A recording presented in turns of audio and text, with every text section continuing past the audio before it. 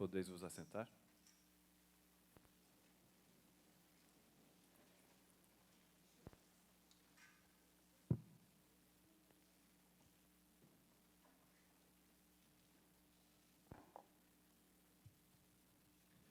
Mais uma vez, um feliz sábado a todos. Você fez uma decisão muito certa, tomou a decisão correta de estar aos pés do Senhor, mais uma vez nesse sábado. O primeiro sábado do ano. É difícil fugir a muito clichê nesse sábado, né? O tempo em que nós estamos recomeçando, o tempo em que estamos pensando, mas também não tem como fugir desse assunto, que é o assunto dos recomeços, em um sábado como este. Quero começar contando uma história para vocês de um homem que me deixou bastante curioso e me deu a ideia do título para o sermão dessa manhã. O Homem que Não Esquecia. Em 1905, após uma reunião no editorial pela manhã, o seu chefe percebeu que ele não havia anotado nada.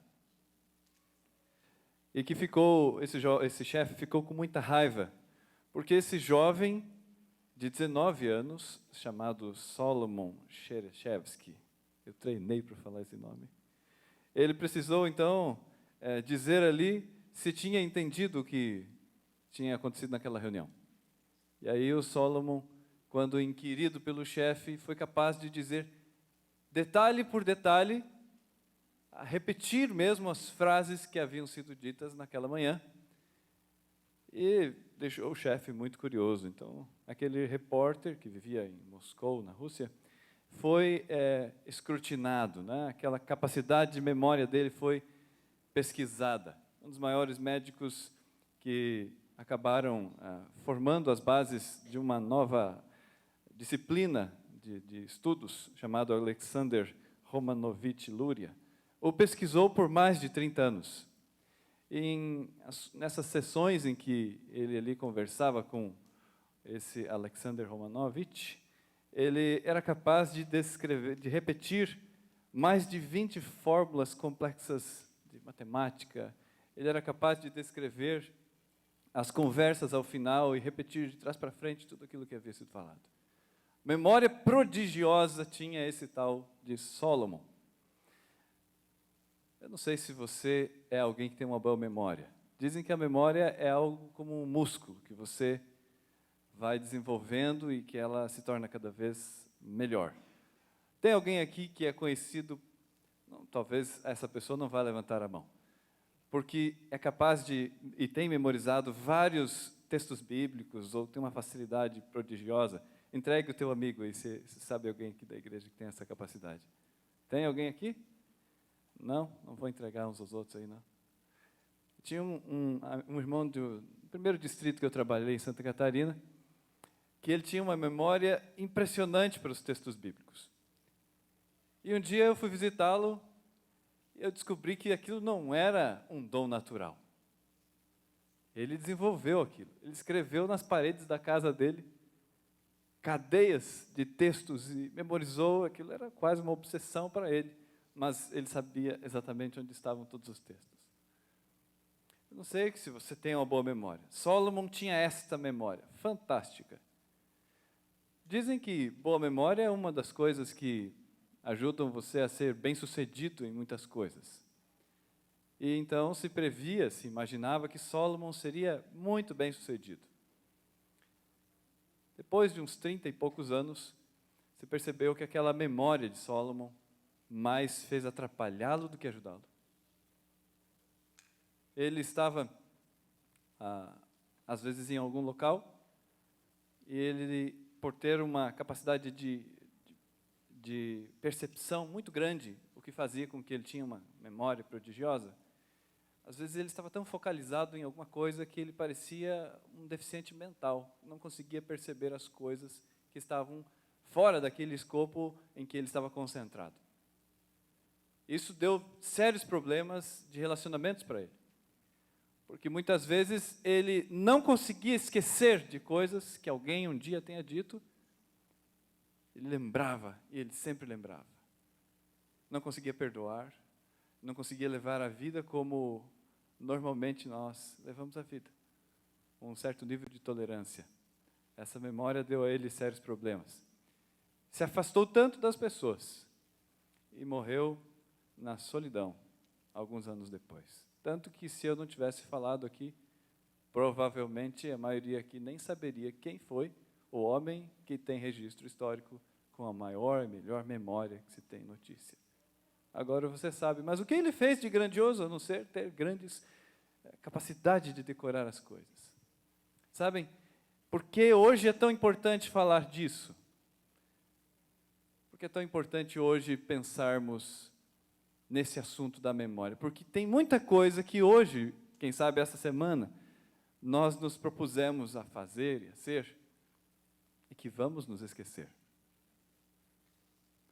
E há muitas coisas, quem sabe, que interferem na vida que vivemos hoje, que tem a ver com o que nós deveríamos esquecer e não conseguimos esquecer. A palavra em Filipenses, capítulo 3, verso 13, é o texto que nós refletimos nessa manhã. Ela traz este verso de Paulo que, dentro do contexto, nos traz grande profundidade, grandes lições. Incline sua cabeça, vamos falar com Deus.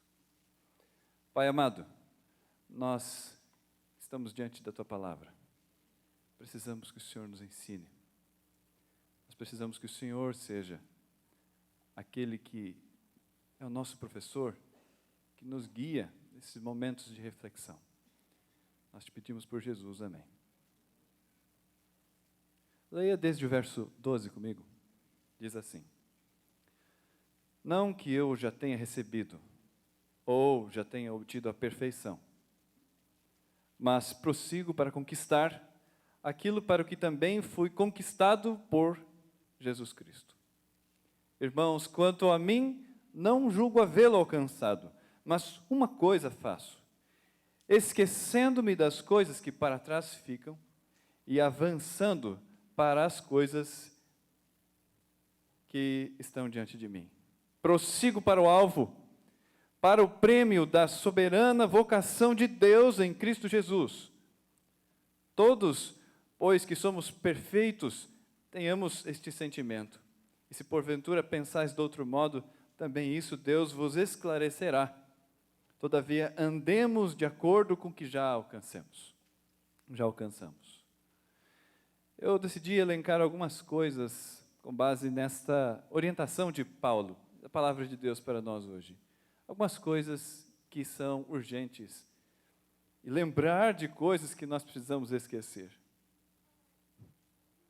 Nós precisamos esquecer, aprender a esquecer os fracassos. Paulo escreve a carta aos Filipenses, e os temas principais dessa carta têm a ver com alegria, com humildade, com fé, com esperança. É uma carta de uma mensagem muito positiva.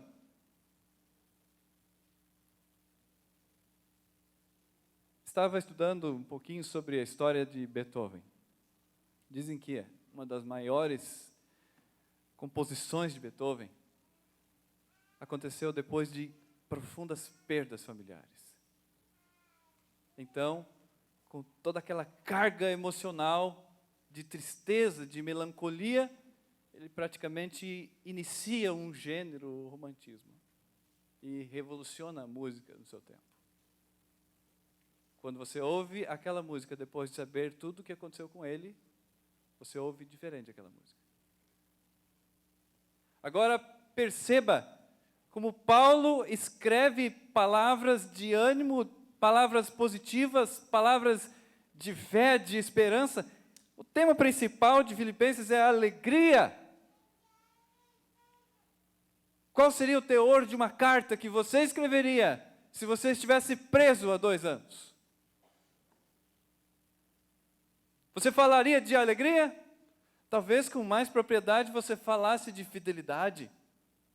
Ele também fala disso.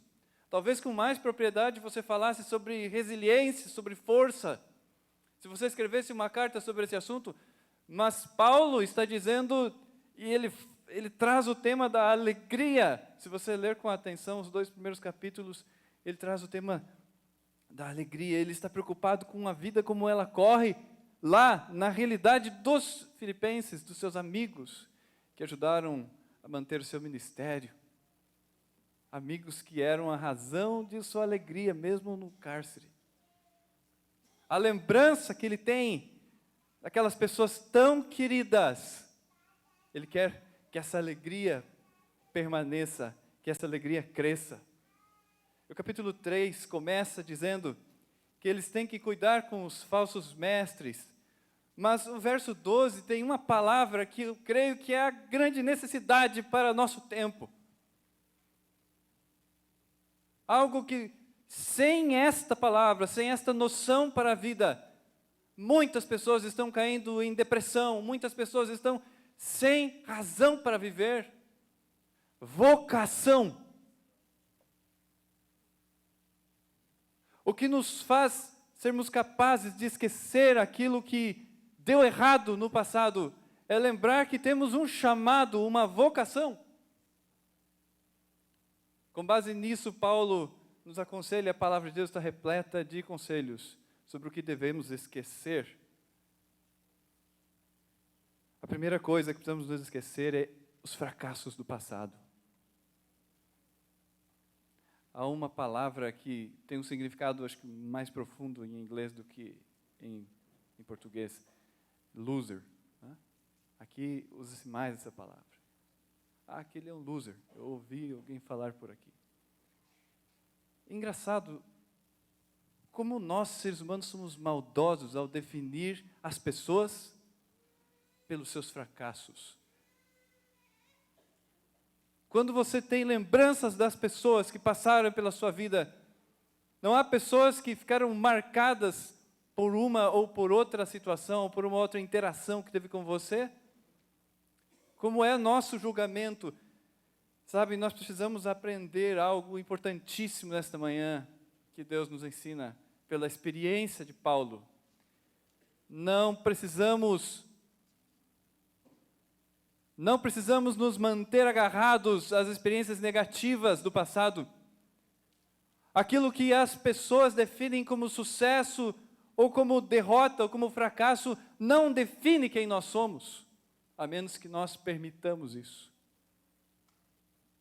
E sabe que é maravilhoso nós percebermos na palavra de Deus que pessoas que cometeram erros terríveis, como você conhece, não foram definidos pelos seus erros, como Davi. Se fosse eu e você, com que adjetivos, com que definição daríamos a personalidade de Davi? Talvez se não fosse por Deus, em sua revelação, dizer que ele era um homem segundo o coração de Deus, nós o chamaríamos de assassino, de adúltero. Agora, se nós somos ensinados por Deus assim, porque nessa época do ano, é tão comum insistirmos em definir aquilo que somos pelas coisas que deram errado ou pelos nossos erros do passado. Eu quero te dizer que em Cristo você é livre. Amém? Em Cristo, pelo perdão e pela graça, você pode viver a alegria da vitória dele e daquilo que irá ocorrer em sua vida na sua companhia. Você não precisa ficar agarrado aos erros e aos fracassos do passado. Eu gosto muito da lembrança de Pedro. Você conhece bem esta passagem bíblica? Encontramos em João, no capítulo 21, no verso 15 em diante. Quando Pedro 3 vezes é questionado por Jesus, se ele o ama. Eu vou ler para você recordar. Depois de terem comido, perguntou Jesus a Simão Pedro: Simão, filho de João, amas-me mais do que estes outros? Ele respondeu: sim, Senhor. Tu sabes que eu te amo. E ele disse: apacenta os meus cordeiros. Tornou a perguntar-lhe pela segunda vez: Simão, filho de João, tu me amas? Ele lhe respondeu: sim, Senhor, tu sabes que te amo. E disse-lhe Jesus: pastoreia as minhas ovelhas. Pela terceira vez, Jesus lhe perguntou: Simão, filho de João, tu me amas? Pedro entristeceu-se por ele ter lhe dito pela terceira vez: tu me amas? E respondeu-lhe: Senhor, tu sabes de todas as coisas. Tu sabes que eu te amo. Este texto aqui, em grego, tem algumas coisinhas que a gente não percebe em português. Quando Jesus pergunta se Pedro o ama, ele pergunta no sentido do amor ágape. Se Pedro estava disposto ao amor sacrificial. O amor que agora Pedro conhecia pelo sacrifício de Jesus. E Pedro responde: sim, mestre, tu sabes que eu te amo, filéu. Não como um amor de amigo. Se você tivesse um namorado, marido, esposa, e dissesse assim para ela: você me ama? E ela dissesse para você: ó, eu, como diz lá na minha terra, eu te considero. Aí você pergunta de novo: amor, você me ama? Sim, te considero. Ó, você é gente boa, eu gosto de você. Duraria muito uma relação assim? Por mais que a resposta, eu te amo, possa ser da boca para fora, e a pessoa nem sabe o que significa essa resposta. É isso que você quer ouvir. Agora, Pedro tinha acabado de negar a Jesus e olhou no olho de Jesus com a decepção sobre si mesmo, porque pouco tempo antes ele disse: estou disposto a morrer por ti. E agora o galo canta. Tem essas coisas engraçadas da Bíblia, né? O galo, o que tinha a ver o galo? Um símbolo tão simples, tão sarcástico. O galo cantou. Pedro caiu em si. Ele percebeu que o problema dele não era o querer. O problema estava no coração, na natureza. Na natureza de colocar a si mesmo como prioridade. Sabe por que vencer na vida espiritual é algo difícil de se definir? É fácil chegar aqui e dizer: olha, você precisa tantas horas por dia de leitura da Bíblia, de oração. E isso. Pois os judeus, os fariseus faziam tudo isso e nem sabiam reconhecer a Cristo. Uma coisa não exclui a outra. Mas precisa ser pela razão certa. Uma frase se tornou conhecida nos anos 80, anos 90, conhecer Jesus é tudo. Se a gente entendesse essa simples frase, que acabou se tornando muito notável pelo pastor Bulhão, todo o restante seria fácil, toda a disciplina necessária para o discipulado seria muito mais fácil se estivéssemos mais interessados em Jesus. E saber o que Ele pensa e não o que eu vou ganhar com a companhia dEle. É fácil ser cristão quando nós olhamos as vantagens de ser cristãos, de estar em uma comunidade de cristãos, de como é bom, como é agradável a filosofia do Evangelho. Mas nada disso preenche o coração quando nós nos deparamos com a realidade de que tudo isso não nos impede de pecar. É a presença de Jesus e um aspecto relacional que faz com que nós possamos crescer em santidade.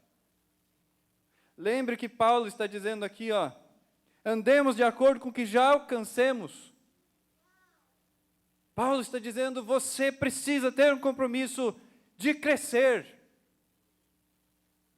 Mas eu preciso te lembrar da experiência de Jesus com Pedro, que Pedro, ao final, ele diz: Senhor, tu sabes todas as coisas, tu sabes qual é a minha capacidade de amar, tu sabes como é limitada a minha capacidade de amar, eu não sei te oferecer nada, a não ser esse amor de amigo.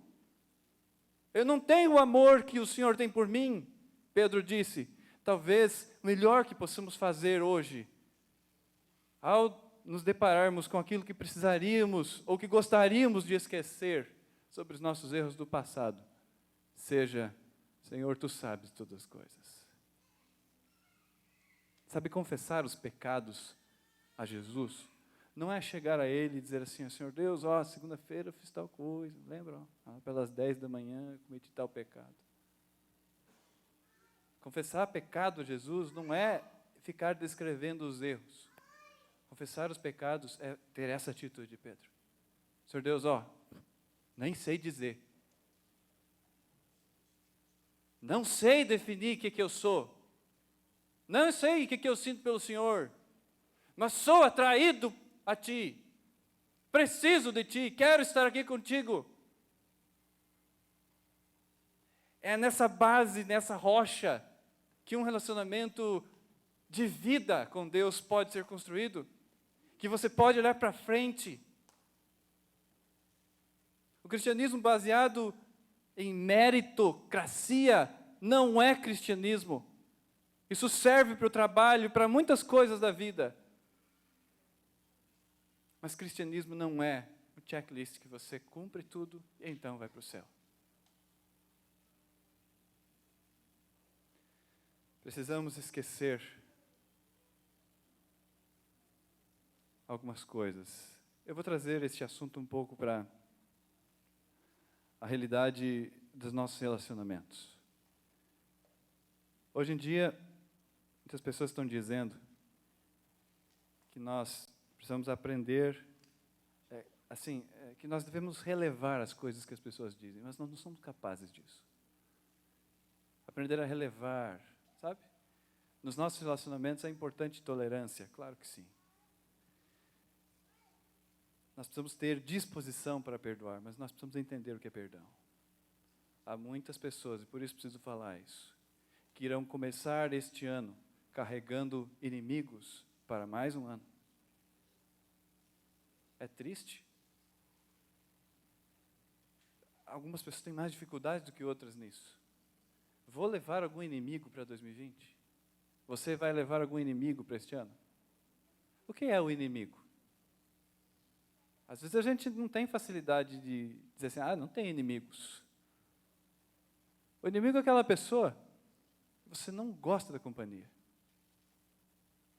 É aquela pessoa que um dia falou uma coisa e você definiu ele por aquilo que ele te falou ou que fez. Acabou. Aquela pessoa morreu para você. É um inimigo. Você não se interessa ou você se opõe a tudo que ela falar ou fizer. É um inimigo. Há uma predisposição natural a você se opor a essa pessoa. Todo mundo tem alguns inimigos. Precisamos ter sinceridade diante de Jesus para reconhecer quem são os inimigos. E pedir a Deus que nós não nos façamos inimigos deles. Isso só é possível pelo perdão. A disposição para perdoar, ela cura, ela livra aquele que tomou essa decisão. Mesmo que o relacionamento não tenha sido reconstruído. Porque para a reconstrução do relacionamento entre uma pessoa e outra é necessário mais do que a disposição para perdoar. É necessário a confissão. E aí, isso é uma parte que não depende de você.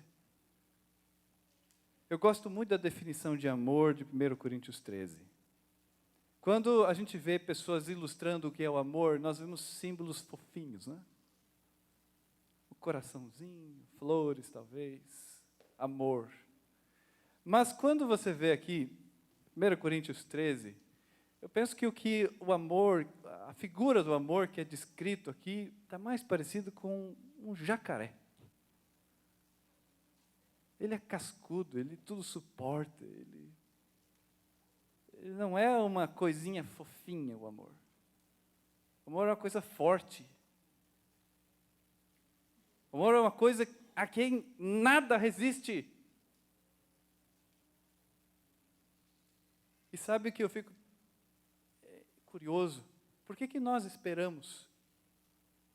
Se nós queremos ter a nossa vida conduzida pelo amor de Jesus, que tudo seja fofinho, que as nossas relações deem sempre certo. A gente se ofende tão fácil, sabe? É curioso, quando nós assumimos a posição de vítima do mundo, qualquer coisa nos ofende. Paulo está falando de perfeição, aqui em Filipenses 3. Está relacionado com 1 Coríntios 13. Porque a definição de 1 Coríntios 13 é maturidade. O que é o amor? O que é aquele que é movido e que vive pelo amor? Aquele que é maduro emocionalmente, espiritualmente. Que ele não depende, a não ser de Deus, de mais ninguém, para definir as suas ações. Como nós vemos tantos exemplos bíblicos. O que define o que eu faço, como eu vivo, deve ser minha relação com Jesus. Então o amor, ele é resistente. Ele não depende da aprovação do outro. Ele não ignora a opinião do outro. Ele não age para o mal, mas ele não espera o bem em troca. É uma meta difícil de ser alcançada, só mesmo Jesus. Mas sabem, algumas coisas nós precisamos pedir a Deus que nos ajude a não tropeçarmos neste ano, ou daqui para frente. Tropeçar no orgulho, porque o orgulhoso, ele se magoa com facilidade. Mas ele tem uma dificuldade de perceber que magoa os outros. O que eu fiz? Não, nada demais. Ele se perdoa facilmente, mas dificilmente perdoa os outros. É aquele que diz assim, desculpa qualquer coisa. Engole aí. O auto-perdão. Há muitas pessoas que dizem assim, vamos deixar tudo para trás, vamos seguir para frente. Quando você é aquele que ofende, tem um ditado bem comum que diz que aquele que apanha não esquece, não é assim? Nós precisamos pedir a Deus percepção espiritual. Se nossas palavras, ações não têm sido ríspidas, se nós não estamos sendo essas pessoas de quem os outros se afastam para não se machucarem, ou para não falarem a você alguma coisa que você precisava ouvir. Que Deus nos ajude a não sermos isso. Agora, sabem, o terceiro ponto que eu queria destacar aqui, que precisamos esquecer, é o mais difícil, que pode nos tornar esse tipo de gente orgulhosa. Nós precisamos aprender a esquecer as vitórias e saber de quem elas são. Porque muitas vezes nós queremos definir aquilo que somos, ou queremos propagandear quem nós somos pelas coisas boas que aconteceram conosco no passado, o que fizemos no passado, títulos, seja o que for. É mais difícil esquecer isto. Nos agarramos a estas coisas como se elas nos definissem, e tanto quanto agarrar-se às coisas ruins, agarrar-se às vitórias do passado, fazem que nós fiquemos no passado. Paulo tinha tantas razões para ter um discurso melancólico. É curioso, ele dedica talvez um versinho em toda a carta a falar de alguma forma melancólica um pouquinho sobre a sua situação atual, ainda assim com uma mensagem positiva. Ele diz, olha, se eu pudesse escolher entre ficar aqui ou estar com Cristo, eu até preferia morrer agora. Mas isso não tem nada a ver comigo, eu prossigo para aquilo que Deus me chamou para fazer. Nós vamos voltar para o assunto do propósito. Mas quando, seja as lembranças das vitórias do passado, ou as feridas das derrotas e problemas, quando elas nos fazem desviar o foco do nosso propósito, é que aí está o problema de uma vida melancólica e sem sentido. A tendência do saudosismo dentro da igreja é algo muito perigoso. Leva a discussões inócuas. A música daquele tempo, o costume daquele tempo, aquele tempo que era bom. Naquele tempo a gente escutava isso dos outros. Aquele tempo que era bom. No meu tempo, não sei o quê. O teu tempo é hoje.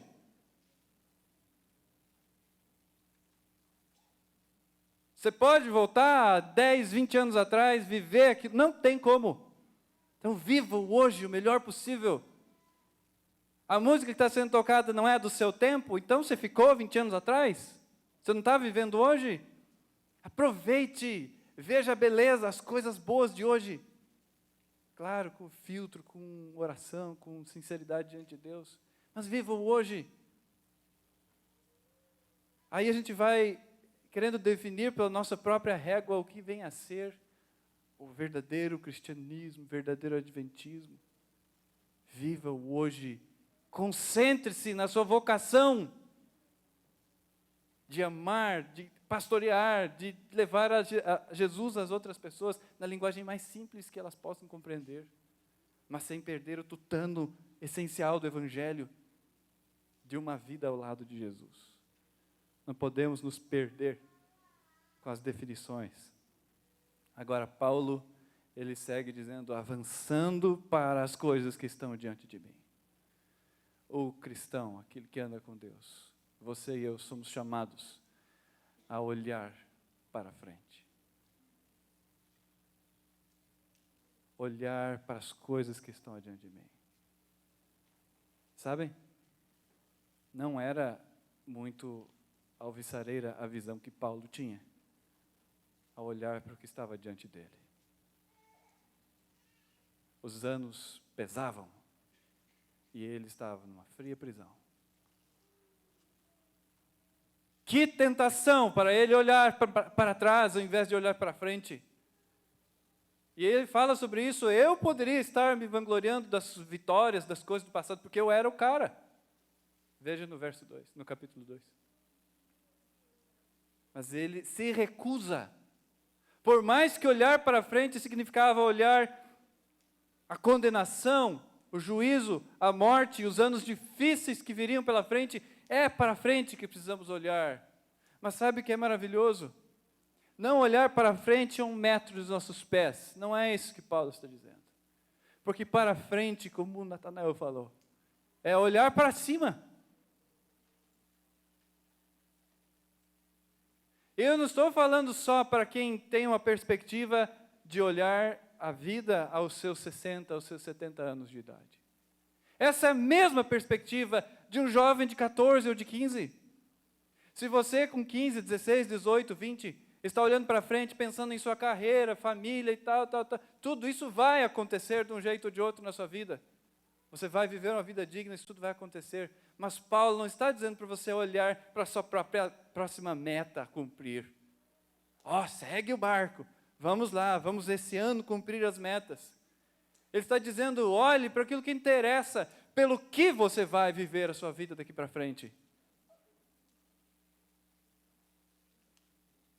Sugiro, se você deseja compreender um pouco mais esse assunto do propósito, leia um pouco do autor Viktor Frankl. Uma vida com propósitos. Ele escreveu, depois da guerra, da Segunda Guerra Mundial, ele escreveu a sua experiência no campo de concentração. E as pessoas que conseguiram superar a tentação de se suicidarem, que era a maior causa de morte entre os judeus que estavam em Auschwitz, foi definir um propósito e perceber o propósito por qual ele vivia. Nem a doença, nem os inimigos, nada conseguiu segurá-lo. Você já conseguiu perceber o elevado propósito para o qual Deus lhe chamou? Há muitas pessoas buscando sucesso para si. Há muitas pessoas lutando por muita coisa neste mundo. Pelo que Deus te chamou. Para o que Deus te chamou? Deus te chamou para ser mais um rico? É disso que o mundo está precisando? Deus te chamou para ser mais um doutor? Para que Deus te chamou? Sabe o que é maravilhoso perceber?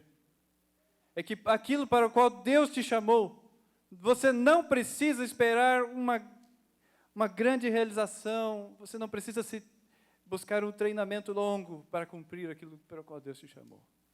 Deus te chamou para ser a sua imagem e semelhança. A partir de hoje, ser separado, santo para Ele. Essa é a característica daqueles que subirão, santos, diferentes. Você pode ser a partir deste propósito, hoje. ser amigo de Jesus tornará você diferente do mundo, tornará diferente. Prossigo, diz Paulo, para conquistar aquilo para o que também fui conquistado por Cristo Jesus.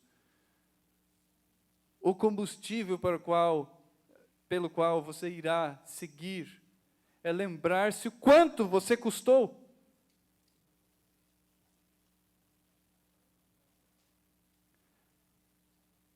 Quando um jovem está querendo conquistar uma moça para casar, é capaz de fazer alguns sacrifícios, não é? Me lembro quando eu namorava a minha esposa, até dou um tchauzinho aqui para a Vanessa e para o Benjamin, para a Cecília e para a Isabel. Eles disseram para eu dar um recadinho, eu esqueci no começo. Quando eu namorava a Vanessa, eu morava do outro lado da cidade, Blumenau. Eu não tinha carro e a gente só podia namorar na casa do sogro. Então, para eu ir lá, dava um trabalhinho. Então, eu já ia de bicicleta, porque no horário que eu voltava não tinha ônibus, lá perto das 11, meia-noite. Eu fazia ali, sei lá, uns 15, 20 quilômetros de bicicleta. Era um amor, né? Sabem, quando a gente começa a lembrar o que se faz para conquistar o coração de alguém, né? Isso tudo não era talvez consciente, eu queria conquistá-la. Mas isso a conquistava. Ela lembra bem disso. De vez em quando ela olha, né, me comparando com um antigo namorado, ela diz, eu casei com você porque você vinha de bicicleta. É curioso isso. Não é o que você tem de vantagens por seguir a Cristo, por ter um hábito de leitura ou de oração. Não são essas vantagens que vão fazer com que você, de fato, esse ano possa fazer aquilo que você precisa fazer. É você se lembrar que você foi conquistado por Jesus.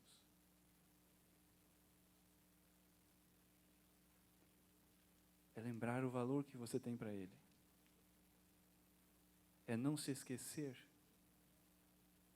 Jesus não é afetado pelos nossos sentimentos, mas Ele espera que nós tenhamos os sentimentos corretos a respeito do que Ele fez por nós.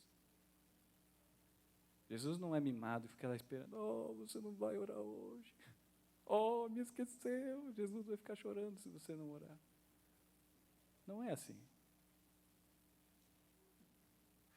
Mas um pouco a gente precisa perceber que nós somos assim. E a indiferença a respeito do que Ele fez e é para nós, revela o valor que Ele tem para nós. Se a razão pela qual eu oro, busco a Deus, busco a Bíblia, não é a busca de Deus, não é o prazer da companhia do Senhor, acima de qualquer outra coisa, acima de qualquer outra necessidade ou entretenimento. Se Ele não é o primeiro, Ele não será nada.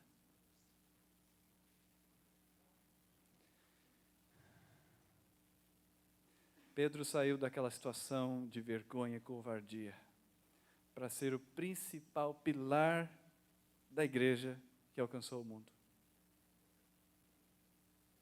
Jesus disse para Pedro, chegará um dia, Pedro. Hoje você não sabe, hoje realmente você não consegue enxergar isso. Chegará o dia em que você vai ter um amor à altura do que você gostaria de ter. Acho que a maior decepção que alguém pode viver é olhar para si e ver que não é o que precisaria ser. Comecei a experimentar mais profundamente isso quando caiu sobre meus ombros a responsabilidade de ser modelo para os meus filhos. Quem consegue estar à altura do filho que gostaria de ter? E aí eu percebi que preciso mesmo imitar a Jesus, se eu quero que os meus filhos imitem a mim e que isso dê certo. Porque eles vão imitar a mim. Eles vão me imitar. E E se eu não estiver imitando a Jesus, o que será deles? Pedro percebeu que tinha que ser menos Pedro e mais Jesus. E que as ovelhas eram de Jesus e não de Pedro. Que o pastor era Jesus. E Pedro era um servo. Quem está disposto a servir? Essa é a característica do discípulo que se torna um pilar. Estar disposto a servir. As vitórias deste mundo, nós vemos isso na história dos discípulos, não eram a busca deles. E Paulo as chama de lixo. Os títulos, as roupas, os bens, lixo. Eu estou usando uma palavra bem suave, lixo. O que realmente faz a vida valer a pena é o chamado de Jesus Cristo a ser um discípulo dele. Nada realiza mais e nada trará maior recompensa neste mundo e na eternidade do que viver esta vida no propósito de servir a Jesus. A alegria de Pedro ao ouvir aquelas palavras de Jesus deve ser a nossa alegria. Ele disse: Pedro, hoje você não tem o amor que você gostaria de ser. Pedro, hoje você não é o homem que você precisaria ser. Mas Pedro, trabalhe comigo. Pedro, ande comigo. Pedro, faça o teu trabalho, siga fazendo o teu trabalho, porque vai chegar o dia em que você vai demonstrar esse amor sacrificial e vai morrer também por mim. Amém? Porque isso é uma mensagem de alegria. Porque o grande milagre de Cristo não é nos dar uma vida mais confortável, mas nos colocar então em harmonia com o céu, que sejamos capazes de ter a atitude e o sentimento de Cristo, de sacrificar-nos pela obra da eternidade, da salvação.